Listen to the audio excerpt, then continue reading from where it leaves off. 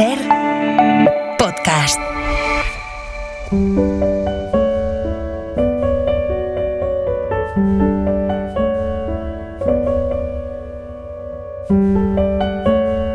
Un libro, una hora. Dirigido por Antonio Martínez Asensio. Bienvenidos al podcast de Un libro, una hora. En este episodio os vamos a contar La hoja roja de Miguel Delibes. Miguel Delibes nació en Valladolid en 1920 y murió en 2010. Es uno de los más importantes autores españoles del siglo XX. La hoja roja es la séptima novela escrita por Miguel Delibes. Fue publicada en 1959. Habla de la soledad, de la vejez, de la familia, de los afectos reales, y es una novela deliciosa, muy emocionante, muy divertida a ratos e inolvidable. Vamos allá. Por tercera vez en la vida del viejo Eloy, se erigía esta noche en protagonista de algo. La primera fue cuando su boda. La segunda, cuando su intervención en la Sociedad Fotográfica, allá por el año 1933. Y esta tercera vez será en la cena que han organizado para su retiro. El viejo Eloy imagina que tal vez la fotografía podrá llenar el hueco de su jubilación. Se analiza detenidamente en la gigantesca luna y mentalmente se da el visto bueno antes de salir. Lleva el traje rayado que le confeccionara Téllez, el sastre real, en 1941, y la corbata de piqué agrisada que le regalara en 1943 Lucita, su mujer, con la que el viejo Eloy convivió 36 años y a la que jamás llegó a comprender del todo. Mauro Gil, su compañero de negociado, le había dicho la víspera: asistirá el señor alcalde, don Eloy, él siempre le ha distinguido. Y él, ahora, se observó con ojos críticos, con ojos inquisitivos de señor alcalde. Pareció satisfecho de su inspección. Tan solo los zapatos negros cargados del lado derecho le azoraban un poco. El viejo Eloy suda por los pies y deforma el calzado. Le brillan tenuemente los agujeritos de la nariz en los bordes anteriores. Se limpia sin sonarse, pliega el pañuelo y lo guarda de nuevo. Luego se asoma al pasillo y llama a Desi. ¡Señorito! Le alcanzó la voz inflamada de la muchacha antes de que su rostro obtuso, de tez renegrida y frente cerril, traspusiera la puerta de la cocina. ¡Ave María! Andy, que tampoco se ha puesto usted chulo. ¿Va de fiesta?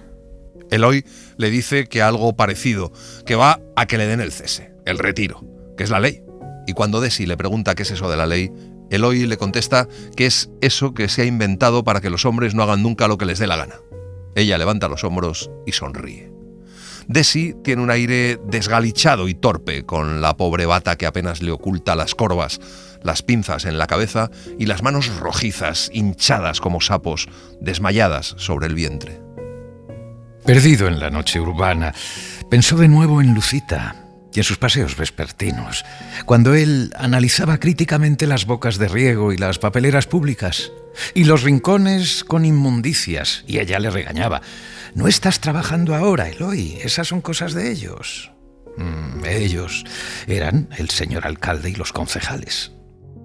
Mauro Gil, su compañero de negociado, le espera junto a la botica de Diéguez. El señor alcalde ya está en la sala, sentado a la mesa dispuesta para el banquete, y al ver al viejo Eloy se incorpora y va hacia él, y el viejo vacila porque, a pesar de su experiencia, nunca supo la manera discreta de comportarse frente a una autoridad, al margen del ejercicio de sus funciones. Le tiende una mano humilde y fría, pero el señor alcalde le oprime a todo él entero, filialmente, contra su pecho. El viejo, al sentarse a la mesa entre el señor alcalde y don Castor, el jefe del negociado, saludó a todos amistosamente con la mano y bebió 2 buches de vino blanco para entonarse.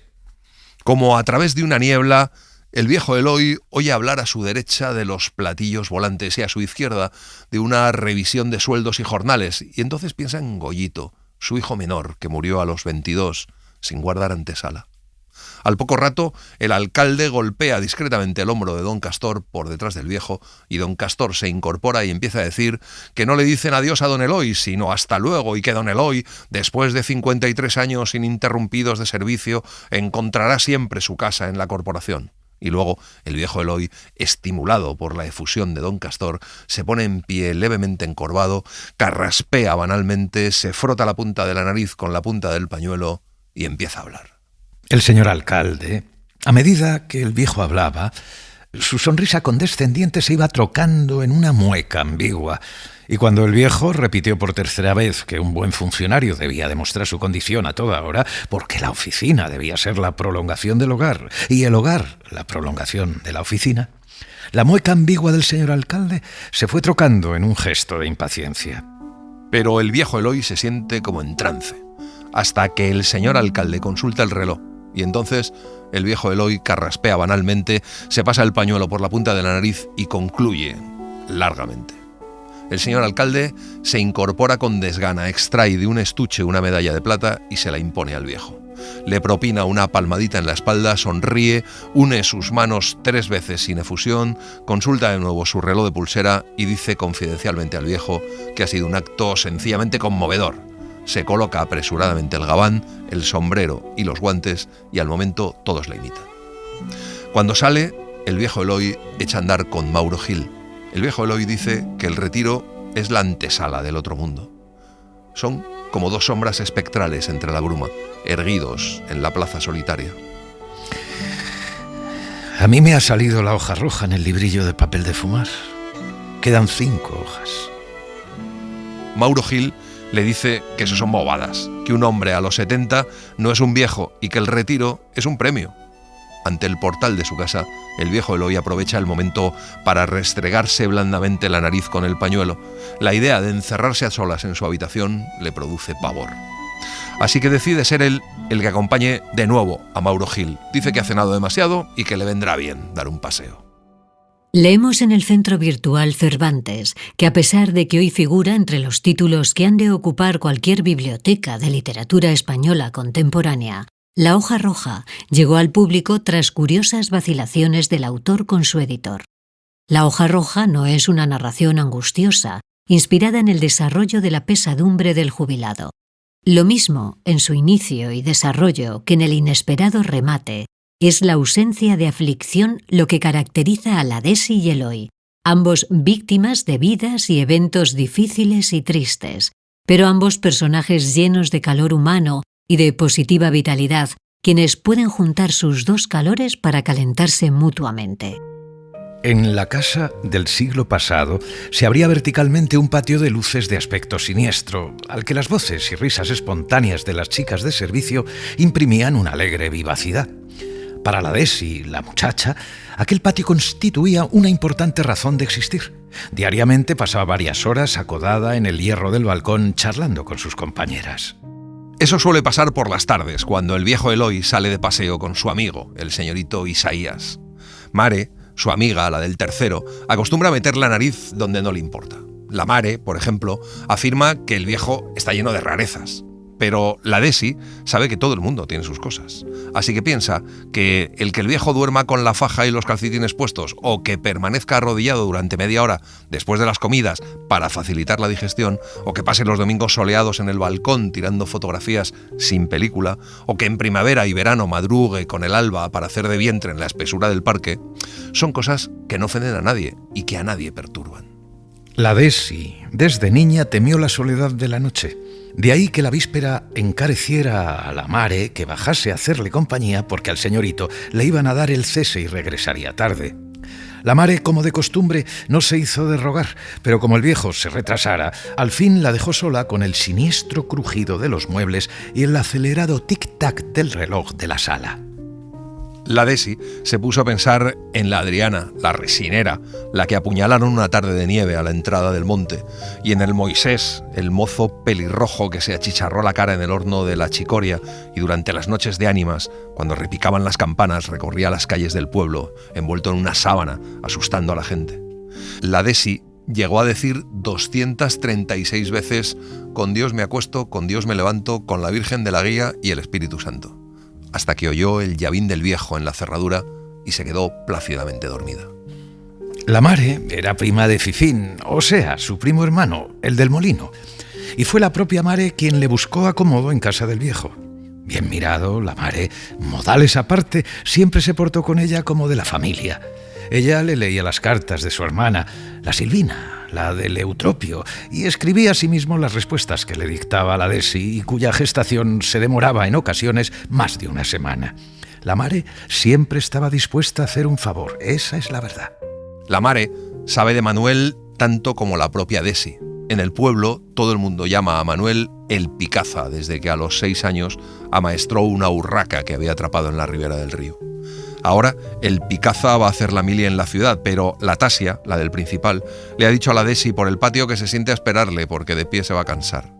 La Desi perdió los estribos y la llamó a voces estropeabarrigas, y es que la Desi espera que en la ciudad el Picaza se olvide de la Matilde. Otras veces la Tasia le ha dicho por el patio que lo que ella pretende es heredar al viejo, pero la Desi está muy contenta con don Eloy. Dice que no hay en la ciudad señorito menos pamplinero que el suyo. A la comida no le pone reparo y de la limpieza ni se preocupa. Mientras trajina, puede cantar a voz en cuello sin fastidiar a nadie. Cobra 40 duros, eso sí, pero disfruta de unos privilegios de los que otras carecen. Últimamente, la Desi está preocupada porque el viejo ha cambiado. Ya no canta mientras se afeita y lleva una semana sin tomar la leche antes de acostarse. Mientras el viejo Eloy escribía a Leoncito, el chico, en la mesa de la sala, la Desi, la muchacha, con el escobón y la bayeta de la mano, contemplaba extasiada por encima de su hombro cómo la pluma garrapateaba sobre el papel. La tinta fluía sumisamente sobre el pliego y ella, la muchacha, fruncía los párpados como si el sol la deslumbrase, en un esfuerzo por descifrar aquellos caracteres. Desde niña las letras la fascinaron. A poco de llegar, la chica le dijo al viejo que daría 2 dedos de la mano por aprender a leer. El señorito rompió a reír y se puso a la tarea. Pero la Desi ha necesitado 1 año y 5 meses y 7 días para dominar el abecedario sin una vacilación. Hasta que una tarde, de pronto, el endiablado mundo de las letras se amplió hasta lo inverosímil. En los últimos 2 meses el señorito ha conseguido que la Desi deletree los gruesos y entintados titulares del diario, y durante los últimos días el viejo Eloy, al comprobar los progresos de la muchacha, la ha iniciado en los palotes. La Desi observa embobada por encima de su hombro la docta caligrafía del viejo Eloy, que está recortando un artículo del periódico con una foto suya con el alcalde para mandárselo a su hijo. Tras escribir la carta a Leoncito, se queda como si nada le quedara por hacer en la vida. Pasa 3 días ordenando anacrónicas fotografías y pegándolas en un viejo álbum. Era una tarea lenta, porque en torno a cada retrato el viejo Eloy recomponía prolijos recuerdos. De vez en cuando se interrumpía y se pasaba el pañuelo por la punta de la nariz. Hacía frío, o lo criaba él. Lo cierto es que el poco sol de la ventana o la bufanda rebujada a sus pies no le servían de nada. De vez en cuando va a la cocina para dar una orden a la Desi. Le reconforta el calor que hace allí y la voz llena de la muchacha, su avidez por aprender cosas elementales. Al viejo Eloy no se le oculta que la Desi es una buena chica, aunque como cada hijo de vecino también tenga sus rarezas. Hay momentos en que el viejo Eloy se siente como entumecido por dentro y por fuera, incapaz de pensar o de tomar una decisión. En esos casos, ve abrirse ante sus ojos un abismo y ha de sujetarse el estómago con ambos brazos para dominar el vértigo. Empieza a desconfiar de sí y una mañana, 7 días después de su despedida, con la disculpa de mostrarle a la Desi una fotografía de Goyito vestido de marinero, se planta en la cocina y arrima el taburete al fuego. Al principio la chica la extraña, pero termina por habituarse. Por la mañana, al presentarse en la cocina, lo primero que pregunta el viejo es si llamó el cartero, y Desi le contesta que sí, y que no trajo carta. Eloy se sienta junto al fogón y observa en silencio los desplazamientos de la muchacha. Estará muy ocupado. Es mala época esta. ¿De quién está hablando, si no es mala pregunta? Del chico. Siempre anda ocupado su hijo. A ver, Desi, es notario en Madrid. ¿Y eso qué es? Eloy trata de ilustrarla, pero la chica desiste de comprenderle. Charlan amigablemente, pero el señorito rara vez pone interés. Desde el cese, el señorito está como ensimismado. La chica constata su ensimismamiento en que el viejo no siente formársele la moquita en la punta de la nariz y ella tiene que advertírselo con frecuencia. El viejo Eloy lo único que ambiciona es calor. Desde niño lo busca instintivamente y desde niño, empujado por un sino tortuoso, se ha visto obligado a cambiar de calor como de camisa. La Desi se acuerda de que también su hermana, la Alfonsina, aguardaba con impaciencia carta de la Valen cuando decidió ponerse a servir en Madrid. Y cuando la recibió diciendo que cobraba doble jornal y tenía dónde gastarlo, decidió irse también ella a Madrid. Pero la Desi que era la más sensitiva de las hermanas, se quedó en el pueblo porque la oprimían los viajes y porque le faltaba coraje para separarse tantas leguas del Picaza. Le placía recordar sus paseos vespertinos con el Picaza, cuando sentados en la cuneta o recostados en la paja de la era, entre dos luces, la cantaba a media voz el relicario y Porque tengo penas. A la Desi le decía don Fidel, el maestro, que el Picaza tenía una hermosa voz, pero en cambio le faltaba oído. Ella se reía recio y se palmeaba el muslo cada vez que lo comentaba con la Alfonsina. Ya ves tú que tendrá que ver una cosa con la otra. El tío Fideo anda de la chaveta. La Desi, cada vez que evoca su pasado, se sofoca y le duele el oído y los pelos se le adhieren a la frente y forman un solo cuerpo con las cejas. Pero inevitablemente sonríe, se encara con el viejo, levanta los brazos como si fuera a volar y los deja caer después sobre los costados en ademán de impotencia. El viejo se deja arrullar por la voz inflamada de Desi, que le cuenta historias del pueblo, y permanece con los párpados entornados, como si dormitase, arrullado por la crepitación de la lumbre en el hogar, y evoca también su pasado, el calor de la Antonia, que fue su primer calor, pues a su padre no llegó a conocerle y de su madre no guardaba una idea exacta. Hay personas que nacen para dar calor y otras que nacen para recibirlo. Eloy nació el mismo día que enterraron a su padre, coincidencia que indujo a algún chusco a decir que el padre había muerto de parto. Eso se llama tenerla negra. Más o menos me sucedió lo que al rey. ¿El rey? ¿No sabes quién era el rey, hija? Con usted nunca sabe una cuando habla en serio ni cuando se pitorrea. No me pitorreo, hija. El rey era algo así como el amo del país. Mandaba en todas las cosas y decía, esto aquí y esto allá, esto me gusta y esto no me gusta. Y todos de cabeza a obedecerle. Madre, ya sería rico. Figúrate, hija, lo que quisiera. Pero lo que son las cosas, en cambio no tenía padre. No empiece. Padre lo tiene hasta el más pobre. Pues el rey, hija, no lo tenía, así son las cosas. Murió 5 meses antes de nacer él y cuando nació le arroparon ya con pañales negros. ¿Qué te parece? Desde la jubilación, el viejo Eloy sufre pesadillas. Es una desagradable novedad y a veces las pesadillas le persiguen aún despierto y él, para huir de ellas, se embute en la bata con torpes movimientos y se refugia en la cocina. Y lo primero que pregunta es si llamó el cartero.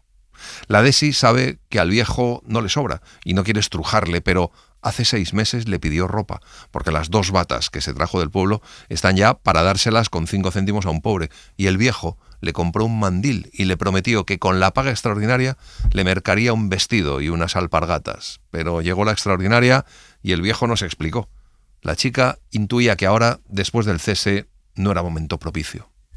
2 noches antes había sorprendido al señorito quitando las bombillas de la sala y el retrete. El viejo se azoró al verla y dijo desde lo alto de la silla, «Lo que haya de hacerse aquí, lo mismo se puede hacer a oscuras, ¿no crees, hija?» La Desi, alguna noche, si ve abrirse el cielo con la estela de una estrella, pide para sí con gran fervor que la quiera el Picaza. De niña le enseñaron que un deseo expresado en ese momento se cumplía indefectiblemente, y para ella el anhelo más firme es que el Picaza la quiera. Realmente la Desi no echa de menos el pueblo. Tampoco la ausencia del Picaza le lastima. El Picaza, evocado a distancia, es un compendio de virtudes. Desde la ciudad no yede a establo, ni anda como a la rastra, ni sus piernas están arqueadas, ni tiene los ojos juntos. A medida que la Desi se urbaniza, va emergiendo en su imaginación un Picaza urbano y próspero, semejante en cierto modo a los galanes que ella de tarde en tarde admira en el cine, muy de vez en cuando. Si nos metemos todos los días en el cine, adiós jornal. La Mare le dice que es una roñosa y que para eso sirve el dinero, pero la Desi, en tan solo 2 años y medio, ha juntado 2 mudas, 2 toallas, 3 sábanas, una colcha azul y una maleta para su ajuar. Para eso le sirve el dinero a ella. Además, la Silvina le ha escrito para decirle que para febrero, a más tardar, el Picaza irá a Madrid para la mili. La Desi, para cuando el Picaza llegue, quiere comprarse un cancán y una Rebeca heliotropo. Allá en el pueblo jamás tuvo nada propio y por ello la ordenación de sus cosas, la posesión de su mísero tabuco, despierta en su pecho un celo desproporcionado.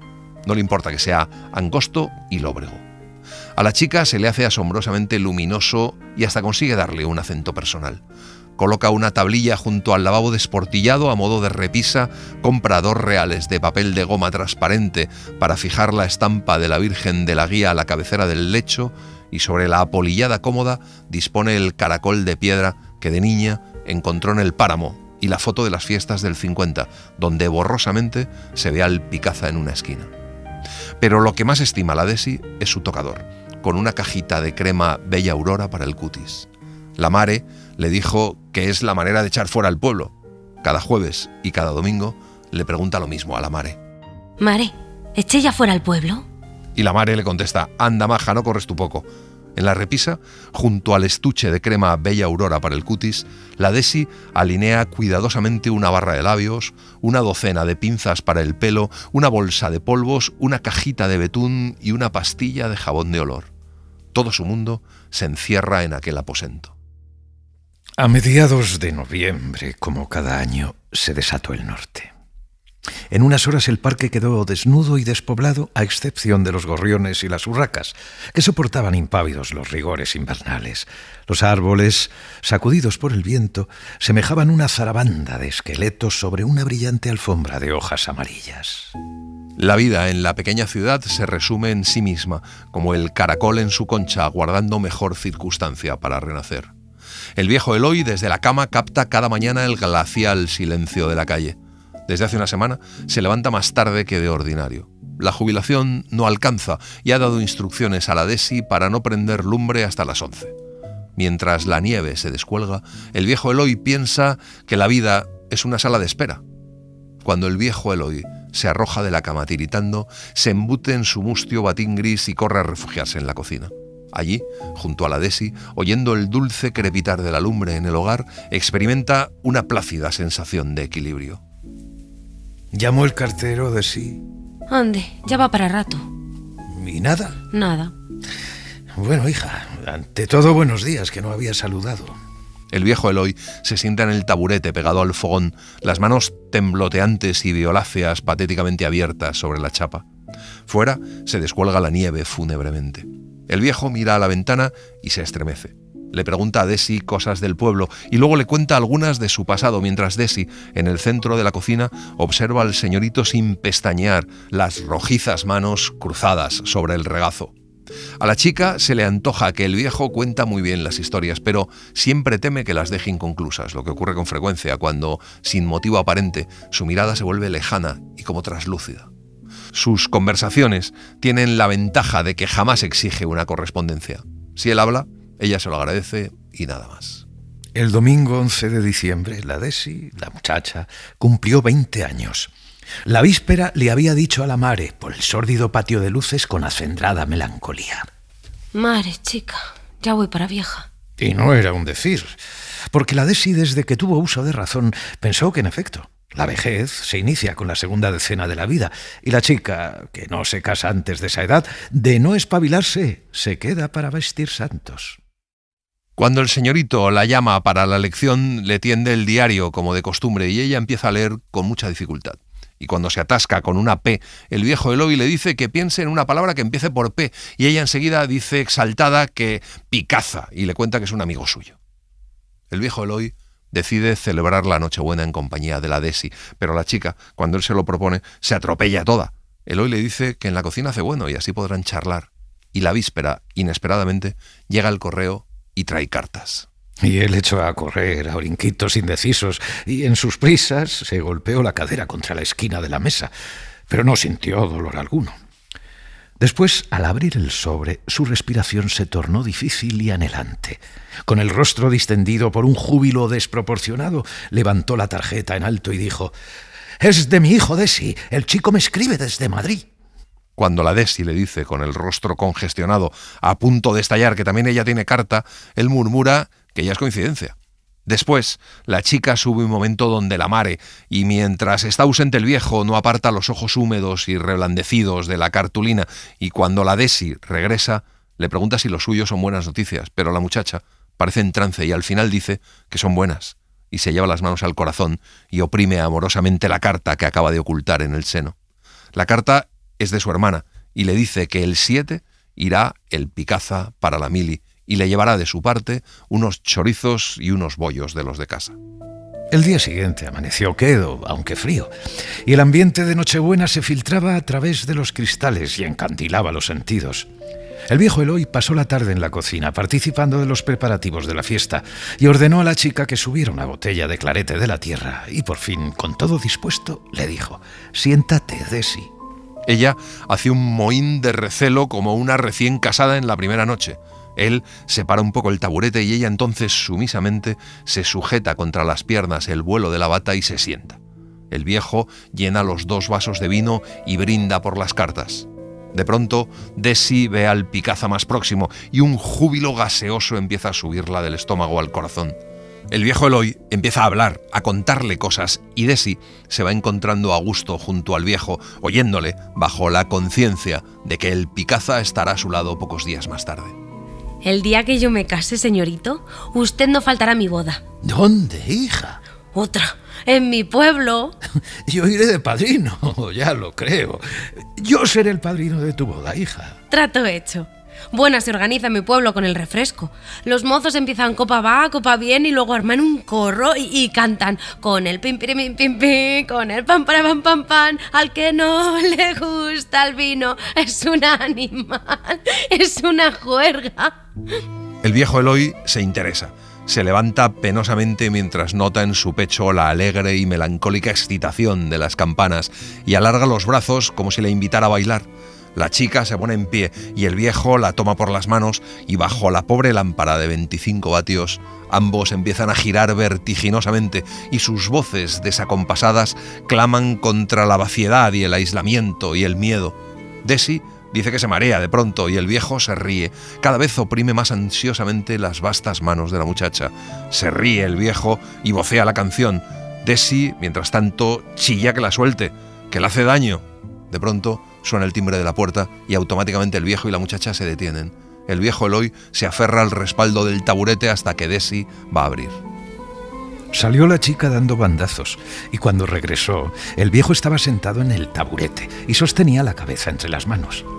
Al oír a la Desi, levantó el rostro, un rostro repentinamente pálido y demacrado. Es la chica de abajo. Que hagamos el favor de no meter bulla, que hay un enfermo. Un día más tarde de lo anunciado, Picaza espera a Desi en la penumbra de la escalera.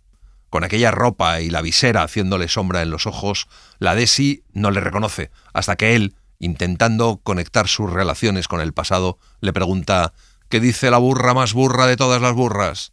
Entonces sí, ella le reconoce. El Picaza lleva bajo el brazo una caja de zapatos con manchas de grasa atada con un cordel. ¡Ay, madre! ¿Quién me iba a decir? ¡Anda, pasa! Él avanza jactanciosamente por el pasillo con sus cortas piernas arqueadas, arrastrando las botas negras de media caña sobre las desgastadas maderas. En la cocina se echa la gorra hacia atrás, se sienta en el taburete donde suele sentarse el viejo cada mañana y se acoda en los muslos. La chica le contempla arrobada, sus zafias facciones iluminadas por una tierna sonrisa. La chica corta el cordel de la caja y le ofrece unos bollos. El Picaza engulle sin mirarla, esquinadamente, como un perro en casa ajena. Por 2 veces intenta el muchacho adoptar una actitud desenvuelta, pero la ciudad y la casa y aquella ropa le abruman. El desasosiego se ensancha en el corazón de la Desi. Apela a todos los recursos para establecer entre ambos una corriente comunicativa. Divide un chorizo con el cuchillo y le dice que coma, y él lo hace sin despegar los labios. Al cabo de un rato, cuando menos lo esperaba, él se levantó. A la Desi apenas le salía la voz del cuerpo.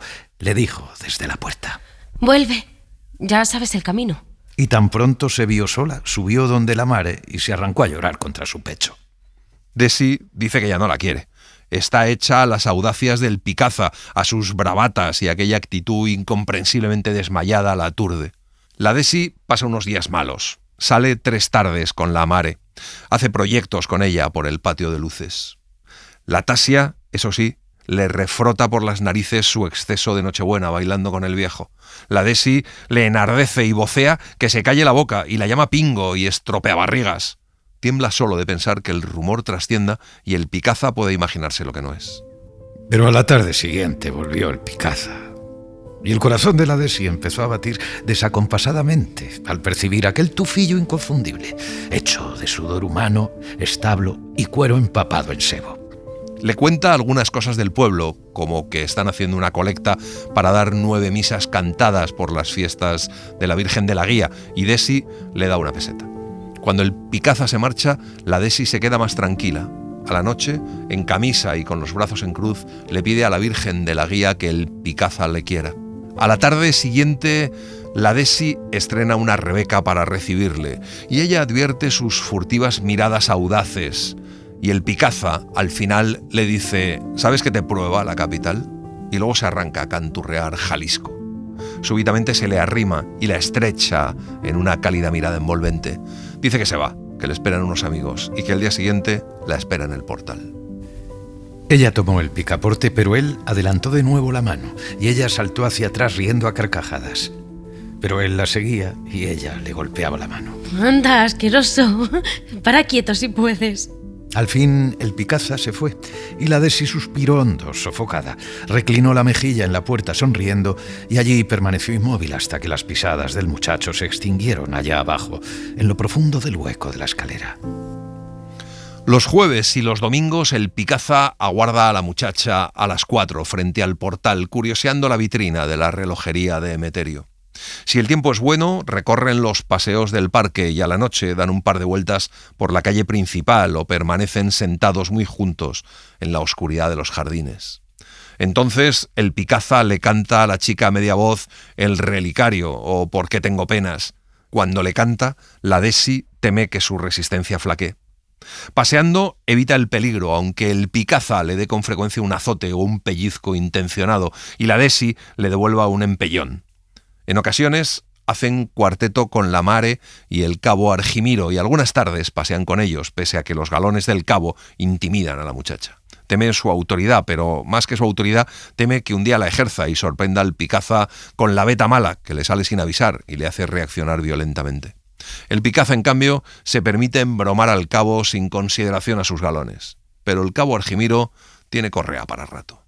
Por otra parte, el Picaza tenía buen corazón y a las 2 semanas de llegar a la ciudad se presentó en casa con un anillo de acero inoxidable con una P y una D caprichosamente entrelazadas. Ella estuvo a punto de arrancarse a llorar. Se lo puso en el dedo índice, lo contempló enternecida y dijo brumosamente: ¿Estás loco, Picaza? ¿A qué ton viene ese gasto? Y el Picaza contesta que para algo es su novia. Durante medio año, el Picaza ha ahorrado en el pueblo para poder dilapidar en la ciudad. A la Desi la tiene deslumbrada. Entre semana el Picaza sube un par de veces donde la Desi, aprovechando los paseos del viejo. A la chica, el verse a solas con él en la casa silenciosa le pone la cabeza como vacía. Su resistencia en esos casos es puramente instintiva.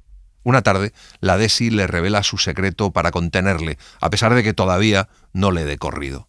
Él arrima aún más su taburete al de la chica y ella despliega el periódico grasiento sobre el fogón y se pone a leer.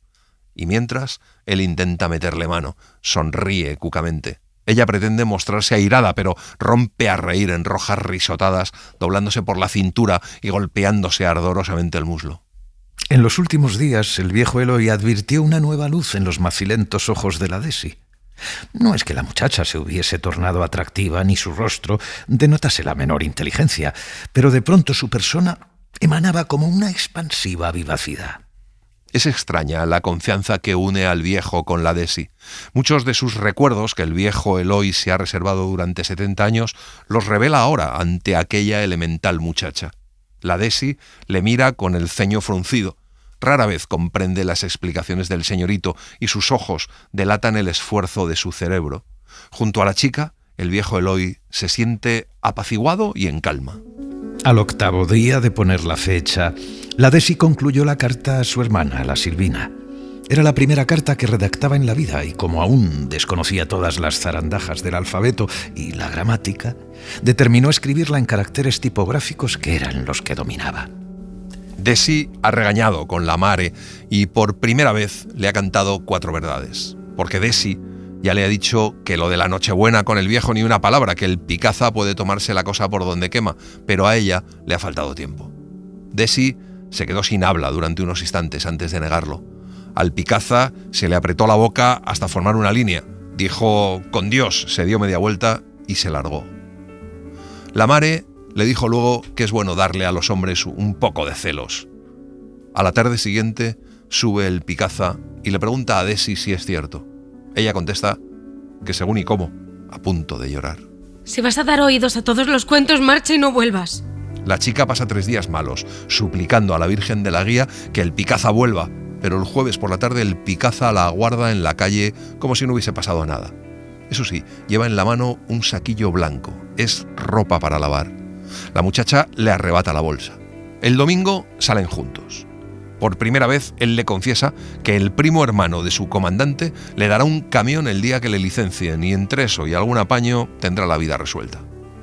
Todo marcha bien hasta que el martes siguiente, Picaza, cuando la muchacha le está mostrando la casa, él la derriba sobre la amplia cama del viejo y se lanza sobre ella, los ojos brillantes como de fiebre y estremecidas las aletas de la nariz.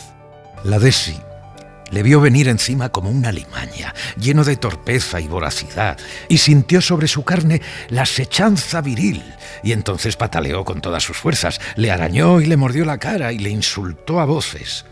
No era el Picaza en ese instante, y a la chica no le fue difícil reprimir el ataque, porque experimentaba unas oscuras náuseas al sentir en su rostro el furioso y ahogado jadeo del muchacho. Rodaron sobre el lecho y finalmente el Picaza se incorporó derrotado. Como señala Simón Valcárcel Martínez, los temas de la novela son las dificultades de la vejez, pues se vive en un mundo que ya no se entiende del todo, y la soledad es un problema acuciante. La falta de afecto familiar que provoca la frustración de las personas, junto con su amargura crónica y las diferencias sociales. La novela no presenta una estructura clásica, pues se parte de una narración inicial que se va reiterando y ampliando poco a poco, como los propios recuerdos del protagonista. Hay un narrador omnisciente y parcial, que es subjetivo porque focaliza a través de Eloy o de la Desi. La acción discurre en una ciudad provinciana, que podría ser Valladolid. El tiempo de la acción narrada se remite a 1955 y años previos. En la segunda quincena de febrero, el viejo Eloy empieza a notar frecuencia en las micciones y un pasajero escozor y se dice que será la próstata. Se lo cuenta a su amigo Isaías, que le contesta que no se preocupe, que ellos tienen cuerda para los 100, mientras sonríe al sol y a la vida con sus 3 dientes de oro. Ensimismado en su preocupación, el viejo Eloy no se da cuenta de la depresión de Desi, que sigue implorando a la Virgen de la Guía el retorno del Picaza desde que le echó de la casa tras el ataque. Y más cuando la Mare le dice que le ha visto con Demetrio, el de Villacabrales, y 2 chicas. A Desi se le forma una bola en el tubo de respirar. Muy poco después, Eloy recibe una llamada de Lupe, la hermana de su amigo Isaías, diciéndole que Isaías está muy mal. Va a verle y su amigo está en la cama ovillado y ni siquiera le contesta. Solo, de vez en cuando, Isaías levanta el brazo y se santigua. El médico dice que de vivir quedará tullido, paralítico o tonto y que de subirle la fiebre todo estará perdido. Eloy se queda hasta que anochece a la cabecera de su cama y pretende quedarse a pasar la noche allí. El viejo Eloy pasó la noche entre la sala y la habitación del enfermo. Lupe permaneció con él y en la soledad confidencial que brindaba la madrugada y la mesa camilla y el común afecto por Isaías, el viejo Eloy le confesó que le había salido la hoja roja en el librillo de papel de fumar. Después, el viejo Eloy se marcha a su casa a descabezar un sueño. Vuelve donde su amigo Isaías al atardecer. En el vestíbulo se encuentra Áurea, la menor, aparentemente tranquila, y el viejo Eloy le dice, con el rostro tránsido de amargura, que la vida es como una sala de espera y que de cuando en cuando alguien dice el siguiente, y de esa manera, poco a poco, el mundo se va renovando porque unos entran y otros salen, pero que más tarde o más temprano a todos les llega el turno.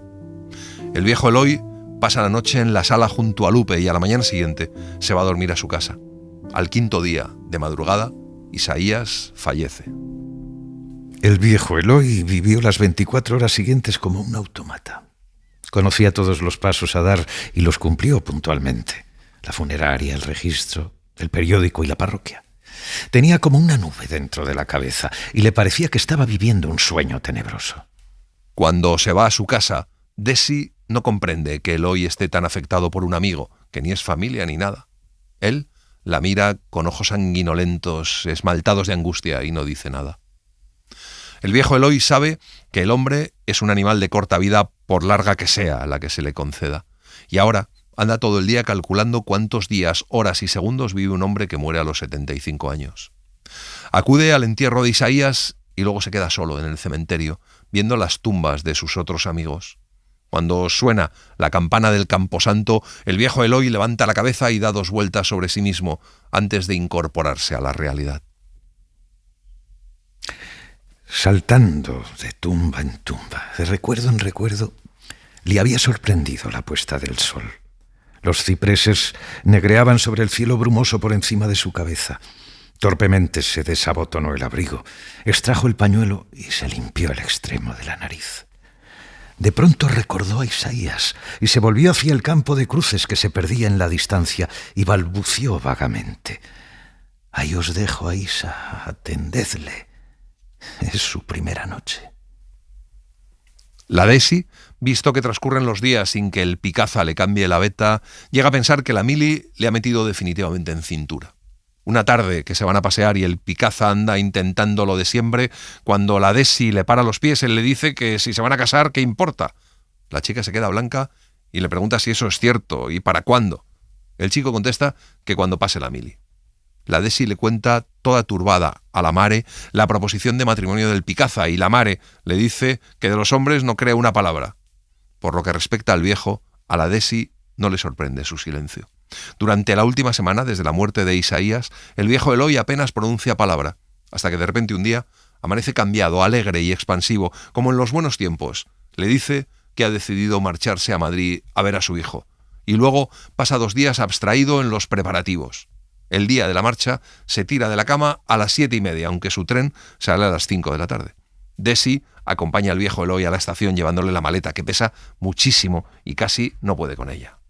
Al verse en Madrid, en las nuevas calles, ante perspectivas no familiares que parecían recién lavadas, el viejo Eloy pensó que aún podía estabilizarse e incluso volver a empezar. La primavera no anda lejos y Madrid, con su pequeño sol estancado, preservado de los rigores del norte por la muralla de la sierra, parece que la anticipa. El viejo entonces se olvida de todo menos de la inmediata proximidad de Leoncito, su hijo, aunque le ve muy apagado y eso le preocupa. Desayunan juntos y el viejo Eloy hace por distraerle. Leoncito le ha besado al llegar, tal vez porque el viejo se ha arrojado en sus brazos sin ningún miramiento. Suceso, su nuera, en cambio, apenas le ha tendido la mano y le llama Eloy por su nombre de pila en lugar de decirle padre. Él siempre ha soñado, tal vez porque nunca tuvo una hija, con que una muchacha hermosa le diga padre.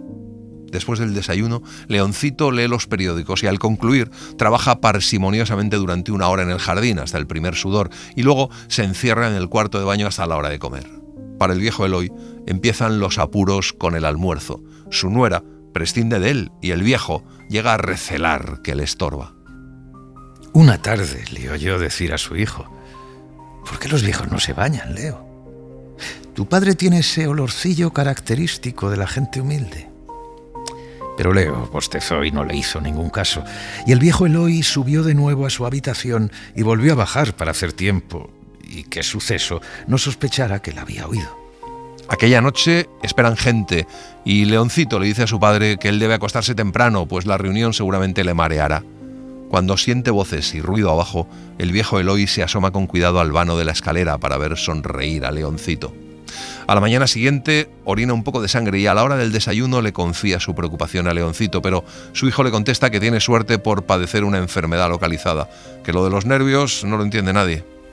De todos modos, hijo, a mí me ha salido la hoja roja en el librillo de papel de fumar. Un aviso, quedan 5 hojas. Esa noche, Leoncito le ofrece un whisky y el viejo Eloy acepta. Luego pide otro y por último bebe 3 copas seguidas de Jerez. Entonces empieza a contarle a Suceso los pormenores de su vida de entonces y por primera vez el viejo ve reír a Suceso con sus palabras y le cuenta todo, lo de la hoja roja, lo de la sala de espera y Suceso se ríe a carcajadas hasta que Eloy, sin apenas contracción, vomita sobre la alfombra.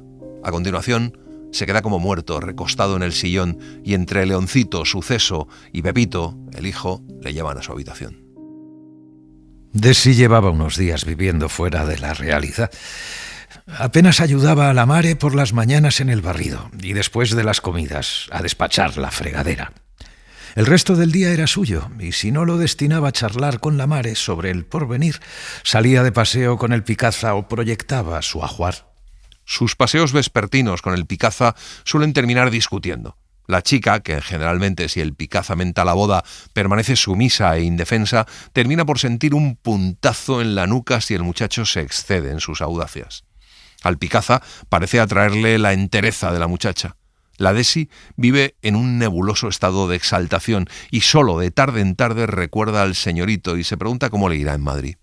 Pero una tarde, el Picaza no llega a la hora a la que han quedado. Desi está con la Mare y ambas se asoman al balcón. Cuando dan las 6, aparece el cabo Argimiro desgreñado, el semblante amarillo, la gorra en la mano y pide un vaso de agua. Se sienta derrumbado en el taburete de la cocina. Les cuenta que estaban donde la Caprichitos con una de las chicas y que el Picaza se tropezó con una rata muerta en la calle y agarró a la rata del rabo, y cuando llamaron salió otra chica, la Domi, y el Picaza le arrimó la rata a la cara. La chica se arrancó a llorar y le voceó que eso a la zorra de su madre, y el Picaza de que ella le mentó a su madre que retirase esas palabras. Pero la chica andaba loca y le voceó otra vez que eso a la zorra de su madre, y él que retirara esas palabras, y la chica que a la zorra de su madre y que a la zorra de su madre, y él que retirara esas palabras, y ella dale que le das hasta que el Picaza, que llevaba 2 copas de más, se cabreó, abrió la navaja y la degolló allí mismo, en el umbral, en menos de lo que se tarda en decirlo. Se alza un lóbrego silencio. Desi parece una estatua de sal, el dedo rígido cruzando los labios, los ojos desorbitados. Se cubre los ojos con las manos y el ronco sollozo remueve lo más profundo de sus entrañas. Dice que era lo único que le quedaba en el mundo y que era más bueno que todas las cosas. Y la Mare le contesta que el Picaza era un comprometedor y que ha pasado lo que tenía que pasar. Argimiro dice que el Picaza se ha quedado tranquilo en la prevención, pero que lo más seguro es que le juzguen por lo militar y le caigan una pila de años. Desi empieza a decir que es la Beta, que ella se lo dirá al señor juez. Luego se lanza escaleras abajo y corre hacia el juzgado. El policía le permite ver al Picaza y la Desi se ahoga al descender los húmedos escalones, sintiendo a 2 palmos de su cabeza el techo abovedado. El Picaza fuma sentado en una silla, con gesto altanero y desafiante. No se inmuta al verla. Picaza, ¿qué es lo que has hecho, Picaza? Di. Picaza, ¿no ves que te has perdido? ¿Qué te se había perdido a ti donde esas mujeres, Picaza? Di. ¿Qué pintabas tú allí? El Picaza está callado. Luego dice que le mentó a la madre. Y Desi le pregunta si le ha dicho a la policía lo de la Beta. Él da una profunda chupada al cigarro y no contesta. Desi le zarandea y el Picaza le cae la lumbre del cigarro sobre el pantalón y se suelta y se sacude las ascuas a manotazos. La Desi le contempla paralizada. Cuando el policía le dice que salga, ella no quiere soltar al Picaza y cuando le suelta y sale, cree enloquecer. Si necesitas algo, Picaza, manda razón, ¿oyes? La ropa o lo que sea, Picaza. Picaza, ¿no ves que te has perdido? ¿Qué pintabas tú, Picaza, donde esas mujeres? ¿Qué pintabas, di? El viejo Eloy está de vuelta, en el tren. Contempla las crestas de granito que desfilan vertiginosamente detrás de la ventanilla con plebeya fascinación. A menudo le asalta a contrapelo el recuerdo de Madrid y el viejo lo espanta con un movimiento brusco de cabeza. En cambio, piensa en su casa, en la lumbre crepitante y en el taburete junto al fogón, y evoca a la Desi con ternura, imaginando lo que haría si al llegar a casa la chica le hubiera abandonado. Su hijo se mostraba cada día más reconcentrado y hosco. En ocasiones la mañana transcurría en el jardín sin que lograran encontrar un solo tema de conversación. El viejo Eloy había desistido de mostrarle la medalla de su homenaje, pues Leoncito casi no hablaba, y si lo hacía, era para comunicarle sus sensaciones indefinidas y desagradables. Eloy le decía siempre a su hijo que tenía una hermosa carrera y una familia maravillosa, que tenía más de lo que podía desear. Leoncito nunca contestaba. Se pellizcaba una y otra vez el bigote nerviosamente con 2 dedos y así dejaba pasar el tiempo. Eso sí, durante la comida, en cambio, hablaba con suceso y muchas veces en francés, y el viejo Eloy experimentaba una borrosa sensación de malestar. Pensaba en Goyito, que murió tan joven, y le dijo a Leoncito que su hermano era un idealista, pero Leoncito contestó que Gregorio jugó su baza y perdió, que quiso hacer a tiros su carrera porque era incapaz de agarrar un libro. Fue en ese instante cuando el viejo Eloy decidió regresar a casa. Su nuera le acompañó a la estación, pero al despedirle le dijo Eloy, y no padre, como él deseara. Y él entonces pensó en la Desi y se angustió ante la idea de no encontrarla en casa. Cuando el viejo Eloy se encuentra con la Desi y ve cómo está, le pregunta enseguida qué ha pasado, y ella se arranca a llorar y se arroja sobre el pecho del viejo. El viejo Eloy da un traspiés y apoya la espalda en el tabique, la deja llorar sobre él y al cabo la chica se lo cuenta todo. El viejo contempla por encima de la negra cabeza de la chica su viejo hogar, con las viejas tablas y los viejos muebles y las viejas y vivas huellas, y percibe confusamente su latido. Se siente más firme y entero y casi feliz. Hija, ¿por qué no nos vamos al cine esta tarde tú y yo? Solo faltaría. Está mal de la cabeza. Vamos, arréglate. ¿Será capaz? Anda, no me hagas hablar tanto. En el cine, Desi a veces se ríe alto y otras se agarra crispadamente a los brazos de la butaca. Poco a poco se deja arrancar de su obsesión. Ha pasado 5 días negros buscando en vano un asidero que evite su naufragio. La mare no le ha servido. Desde la tarde del crimen, la Desi ha dormido sola en el piso. 2 días después, el viejo Eloy le hizo a Desi la insólita proposición de ahorrar en las comidas y frecuentar más el cine. A Desi, la muchacha, se le redondean los ojos. Mire, lo que es por mí. En casa comentan después las incidencias de la película y poco después llega la primavera. El viejo le dice a la muchacha que para celebrarlo cenará con ella en la cocina, como el día de Nochebuena. Hurga en la cartera, le alarga un billete y le pide que se acerque a la cantina y suba una botella. La chica toma el billete y le dice que no tiene el cuerpo para fiestas. El viejo dice que no se trata de eso. Y cuando beben 2 vasos, la chica rompe a reír y le dice que no pensaba que volvería a reírse y que hallándose él en la casa no se siente tan sola. El viejo Eloy levanta la cabeza y advierte el torpor y la audacia del alcohol operando sobre él y bebe otro trago y después otro. La chica le mira atentamente y al final le dice que ella ya no prueba una gota más. Hay un silencio durante el cual se oye con breves intermitencias el gotear del grifo en la pila. Al fin, el viejo se arranca mientras sujeta por el brazo crispadamente a Desi y le pide a gritos que no le abandone. Otra. Habló alguien de marcharse. Hija, ¿por qué no hemos de compartir lo poco que yo tengo? Puede saberse con qué se come eso, señorito. Tendrás estorbo por poco tiempo, hija. A mí me ha salido ya la hoja roja en el librillo de papel de fumar. Como no se explica más claro... El día de mañana, estos 4 trastos serán para ti. Ella vacila y finalmente toma un vaso y lo apura hasta el fondo. Al terminar, sus manos tiemblan y en sus ojos obtusos se ha hecho repentinamente la luz. Puesta en pie, mira dócilmente al viejo, que también se ha levantado, y sus ojos se llenan de agua. Como usted mande, señorito.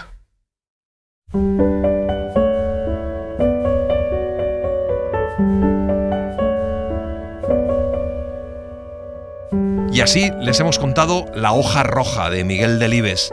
Hemos seguido la edición de la editorial Destino. Gracias por estar ahí y gracias por leer. Un libro, 1 hora, en la cadena SER. Un programa escrito y dirigido por Antonio Martínez Asensio, con las voces de Eugenio Barona y Laura Carrero del Tío, y la participación de Olga Hernán Gómez. Diseño sonoro de Julia García Soto. Edición y montaje de sonido de Pablo Arévalo. Y en las redes, Laura Martínez Pérez. Para no perderte ningún episodio, síguenos en la aplicación o la web de la SER, Podium Podcast o tu plataforma de audio favorita.